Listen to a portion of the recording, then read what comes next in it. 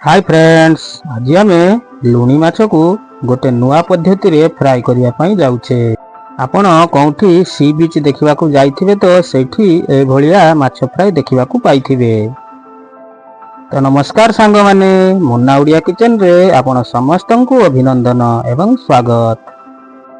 तो चलतु सांग माने रेसिपी टी को स्टार्ट करिबा। देखंतु मु किछि चिल्ली पाउडर नैछि, किछि हळदी गुंड और किछि लूण आ किछि सोरिष को मुझे पेस्ट करके नैछि और किछि अदा रसुण को मध्य पेस्ट करके मुझे नैछि।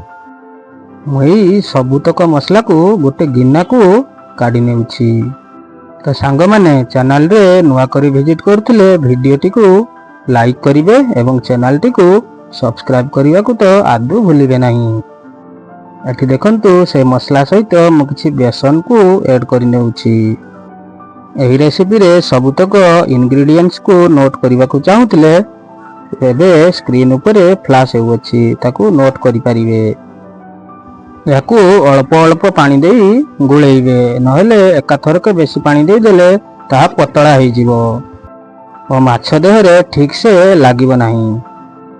एठी आमर अधिक गाढ़ हो गला, सेतिपई आमे अल्प टिके पानी ऐड करि नेबा। हे देखंतु सांग माने एई भलिया करिवे। एठी देखंतु माछ गुडी एई भली मु काटी नैछि ओ ता देहरे देखंतु एई भली कोट मारि नैछि, जा फଳରେ माछ देहरे भल भाबरे लूण मसला पसिबो, जा फଳରେ खाइबा को बहुत स्वादिष्ट लागिबो। नहेले ता देह भीतर को लूण न पसिले भल लागिबो नाही। जो बेटर को आमे गुली करी रखिथिले ताकू माछ देहरे भल भाबरे बळी नेबा।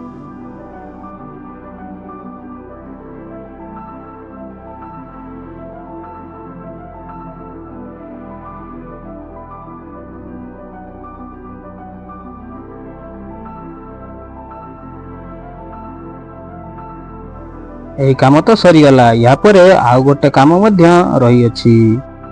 एठी देखंतु किछि सुजी दाना को मु एठी नैछि ओ ता देहरे माछ को बुड़ेई नेबा। एमती करी भाजिले माछ गुडी को ऊपरु एकदम क्रिस्पी हेई रहिबो एवं भीतरु पूरा जूसी लागिबो। ऊपर लेयरटा टिके कड़कड़िया लागिले खाइबा को बहुत भल लागे। एथर फ्राई पैन आमर गरम हो गलानी, सेथिरे मु किछि सोरिष तेल को नहीं जाइछि ओ ताकू भल भाबरे चारियाड को स्प्रेड करि नेबा। फ्राई पैन टी भल भाबरे गरम होला परे सेथिरे माछ गुडी को आस्ते आस्ते रखि देबा ओ ताकू 10 रु 15 मिनिट धरी लो फ्लेम रे भल भाबरे भाजिबा। एही समय रे आदु हाई फ्लेम करिवे नाही, कारण ऊपर अंशटा पुड़ी जिवो एवं भीतरु भल से होप नाही। तो एही समय रे लो टू मीडियम फ्लेम रे धीरे धीरे भाजिवे।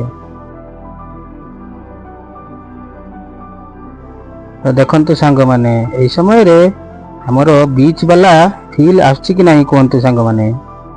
तो बाय बाय सांग माने, आजिका पई एतिकी पुणी देखा हेबो आ गोटे नवा रेसिपी रे।